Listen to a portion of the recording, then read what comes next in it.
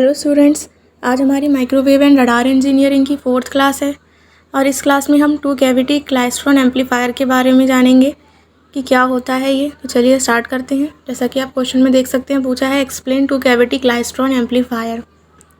तो two cavity क्लाइस्ट्रॉन amplifier की construction और वर्किंग को समझने से पहले हमें उसको एक एग्जाम्पल के तौर पर समझना चाहिए, क्योंकि अगर हम किसी भी चीज़ का एग्जाम्पल समझते हैं तो हमें उसके बारे में जानकारी लेने में या फिर कहें तो उसकी वर्किंग या कंस्ट्रक्शन को समझने में काफ़ी हेल्प मिलती है।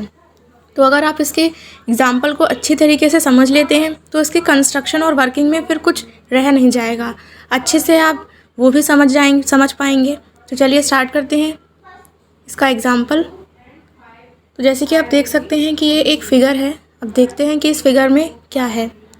मान लीजिए कि एक सड़क पर 3 धावक ए, बी तथा सी दौड़ लगा रहे हैं। ये ए, बी और सी ये 3 धावक हैं और ये जो लंबा सा बना हुआ है, मान लीजिए ये एक सड़क है, उस पर ये तीनों दौड़ लगा रहे हैं। तीनों क्या है, सेम स्पीड से दौड़ रहे हैं। बी सबसे आगे है, जैसा आप फिगर में देख सकते हैं, बी आगे है, ए बीच में है और सी सबसे पीछे है। यदि तीनों धावक एक एक करके पॉइंट ए से गुजरेंगे, ये हमारा पॉइंट 1 है, यहाँ से एक एक धावक गुजरेगा। मान लीजिए कि जब ए पॉइंट 1 से गुजरता है तो उसकी स्पीड पर कोई भी प्रभाव नहीं पड़ता, किंतु जब बी पॉइंट 1 से गुजरता है ए से थोड़ा पहले, क्योंकि बी पहले लिखा है तो जाहिर सी बात है वो ए से थोड़ा पहले ही जाएगा पॉइंट 1 से। तो हमने क्या किया कि उसकी स्पीड थोड़ी स्लो कर दी, ताकि क्या हो जाए, अब बी थोड़ा सुस्त हो जाएगा तथा ए को कैच कर लेगा, क्योंकि जब ए गया था तो उसकी स्पीड पर कोई भी प्रभाव नहीं पड़ रहा था, लेकिन बी जो था वो ए से थोड़ा पहले गया था पॉइंट 1 पर, इसलिए ए को पकड़ने के लिए उसको क्या करना पड़ेगा, अपनी स्पीड को थोड़ा स्लो करना पड़ेगा। तो वही किया, बी की स्पीड थोड़ी कम करवाई, जिसके कारण क्या हुआ, ए को उसने कैच कर लिया। इसी प्रकार जब सी पॉइंट 1 से गुजरेगा तो उसकी स्पीड थोड़ी बढ़वा दी जाती है तथा यह अब फास्ट हो जाता है। हमने सी की स्पीड क्यों बढ़वाई, क्योंकि वो सबसे लास्ट में जाएगा, लास्ट में जा रहा है तो जाहिर सी बात है पहले से वो स्लो होगा, फिर वो कैसे पकड़ सकता है भला ए और बी को, तो इसलिए उसकी स्पीड को फास्ट करवाना पड़ा, जिससे कि वो तीनों एक साथ आ जाएं। क्या हुआ, फास्ट हो गया, कुछ समय बाद ए को कैच कर लिया। अतः पॉइंट ए से गुजरने के कुछ समय बाद ए, बी व सी एक साथ हो जाते हैं। अतः यह तीनों धावक पॉइंट 2 पर एक साथ गुजरेंगे। ये देखिए, यहाँ ये तीनों एक साथ आ गए और पॉइंट 2 की तरफ एक साथ ही जाएंगे।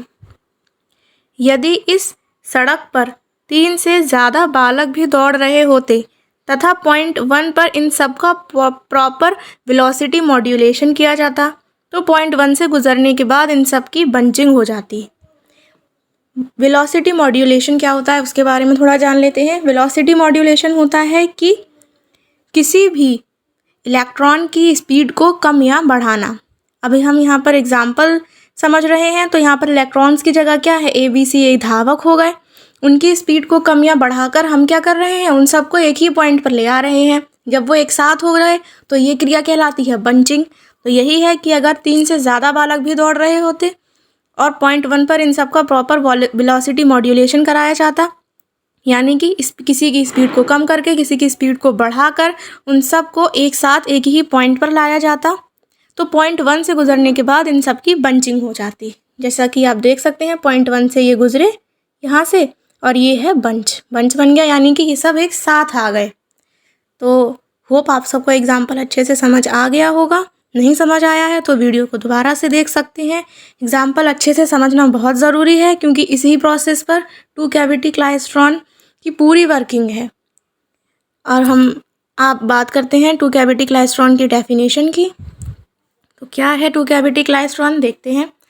टू कैविटी क्लाइस्ट्रॉन एक वेलोसिटी मॉड्यूलेटेड ट्यूब है। देखिए, ऊपर मैंने बताया था प्रॉपर वेलोसिटी मॉड्यूलेशन, तो यहाँ पर भी है कि टू कैविटी क्लाइस्ट्रॉन एक वेलोसिटी मॉड्यूलेटेड ट्यूब है, जिसमें एक हाई वेलोसिटी बीम को उत्पन्न करके आरएफ फील्ड द्वारा इसका वेलोसिटी मॉड्यूलेशन किया जाता है, जिससे बंचिंग प्रोसेस होती है तथा एम्पलीफिकेशन होता है। सेम आप लोग देख पा रहे होंगे कि डेफिनेशन में वही वर्ड्स यूज़ किए गए हैं जो कि एग्जाम्पल में यूज़ किए गए थे, इसीलिए एग्जाम्पल को बताना बहुत ज़रूरी था। वरना वेलोसिटी मॉड्यूलेशन क्या होता है, बंचिंग क्या होती है, कैसे होती है, ये सब आप लोगों को समझ में बिल्कुल भी नहीं आता, इसलिए मैंने पहले एग्जाम्पल समझाया। अब हम अपनी नेक्स्ट आने वाली जो वीडियो है उसमें इसके कंस्ट्रक्शन देन वर्किंग के बारे में समझेंगे।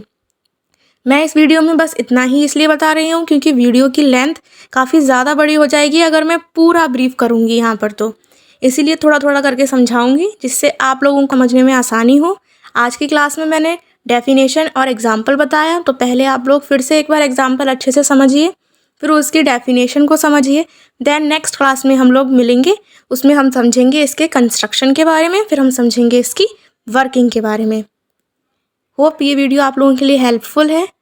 कैसा लगा ये वीडियो आपको हमें कमेंट में ज़रूर बताएं और मिलते हैं आपसे अगली वीडियो में।